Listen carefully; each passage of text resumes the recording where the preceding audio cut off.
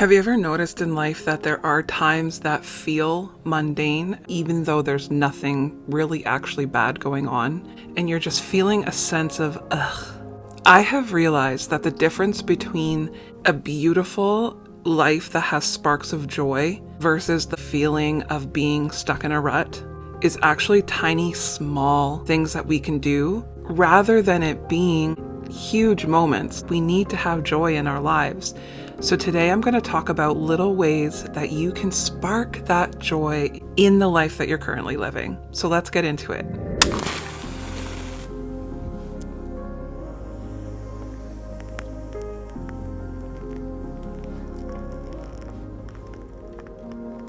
I'm really excited to share these with you because they are ideas that have helped me, and I really think they will help you. The first area that we can create sparks of joy in is our home. Now, if you're living in your dream home, this is a lot easier. For me, for instance, I live in a small apartment, and although it's not my dream home, I've made it magical here. And I've done this in very small ways that weren't very expensive, but that made a major difference. Our environment on a daily basis affects our mood more than we realize. So that's why these things are so powerful, little changes that create a big shift in your mood. When I moved in here, this is what my kitchen looked like. So I decided to do tiny little improvements on my apartment. Now, these were things that were simple and inexpensive.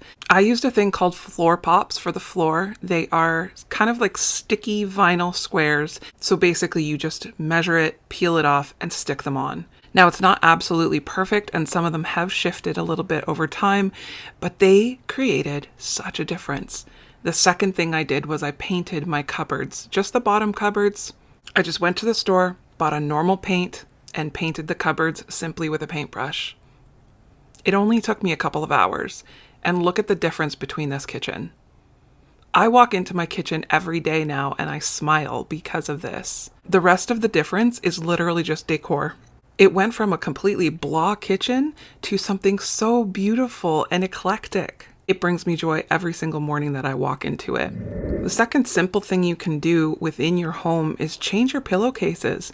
Buy some flowery or beautiful pillowcases that just give this little difference to your bedding. You really don't have to spend a lot of money on this.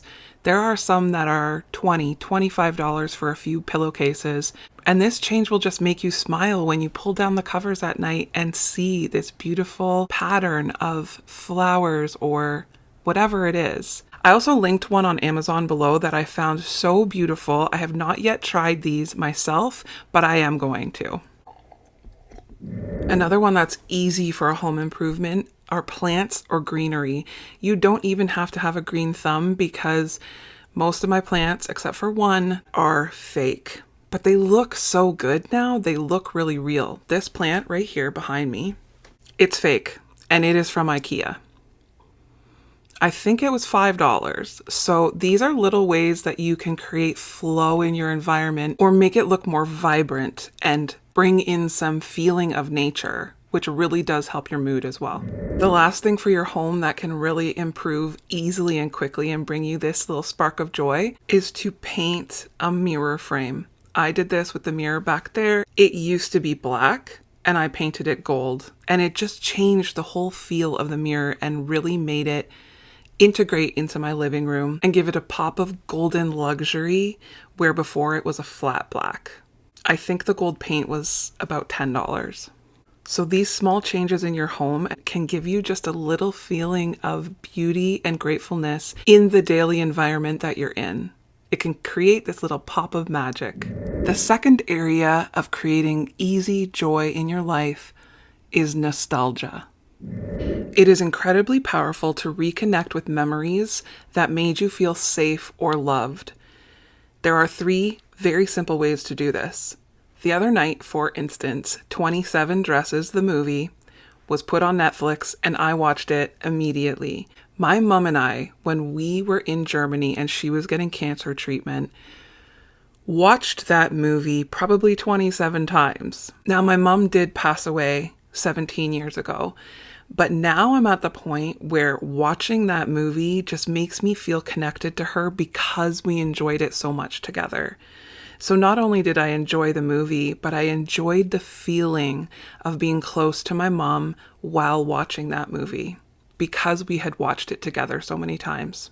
Another example is to bake something from your childhood or a time where someone you loved made you feel special and safe by baking something for you. I have this muffin recipe above my stove. I actually just put it up here at the beginning for decor, just to feel closer to my mom and have her handwriting on my wall. But then one day I showed it to a friend and she started baking these, so I decided to bake them as well. And once I started baking them, I just felt this feeling of closeness again to my mom because this was a recipe that she would bake for people. The other part of this is to then share it. Share it with people who loved that person or who share that memory with you. Or just share it with others and tell them about the person that you loved that used to bake this for you, or the childhood memory that goes along with this baked good. And another very simple way to feel nostalgia, to look back at memories and feel the feeling of safety and love and good times, is to look back at old photos intentionally, not just the ones that are up at your house that you pass by and don't look at, but actually sit down with a photo album or go through a bunch of pictures that are in a box that you haven't looked at for a long time. Sometimes a very simple and quick way to bring joy and safety and love to your heart is to calm your nervous system by bringing it back to a memory that made you feel that way in the moment. This is another way to spark joy in your daily life. The third area in which you can spark very quick joy in your daily life is your environment or getting out for a little while. I think part of the reason that we sometimes feel like life is mundane is because we get so caught up in our routines. We go the same way every day. We do the same things and we get stuck. And so that can feel very flat and boring. So changing your environment in a way that doesn't cost a lot of money and doesn't take a ton of time out of your day can really help with this. You could make a point to do this once a month or twice a month, and it will really help to reset your life, reset your brain, and get out of the mundane.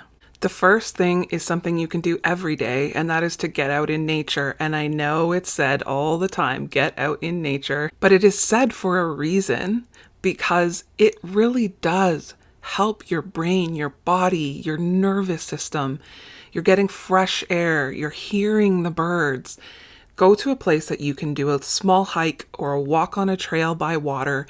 You will feel better. And if the weather permits, you can also do some grounding while you're out there, which is take off your shoes, put your feet in the dirt or in the grass. You will feel so much better, so much calmer. It'll give you a spark of joy. Sometimes in the spring or summer when I go on my daily walks, I will stop and lay down at the park on the grass just to get my whole body grounded. The reason this is a very popular one is because it works. Another idea is just to take an afternoon or an evening for 1 hour and go to a cafe and bookstore and just browse. Let go of everything you have on your to-do list. Let go of every worry and just look at books. Sip your coffee or your chai or your tea and just browse. It is a very calm way to reset and to feel a little bit of joy. It's a little bit of main character energy, as is this next one, which is to take an afternoon and go to a small town, especially one that you've never been to, within an hour of where you live, and just browse the mom and pop shops. There is a feeling of old school safety, old school connection that comes along with going from store to store in a downtown of a little town that you've never been to before. You'll probably have some really wonderful conversations with shop owners. You will find some unique little things that you could buy if you wanted to, don't have to. You could spend nothing other than the gas, but just enjoy browsing and connecting and being calm in a way that you really can't do in a big city if you live in a big city. It also just pulls you out of the rut. It's like traveling without having to go really far or spend a lot of money.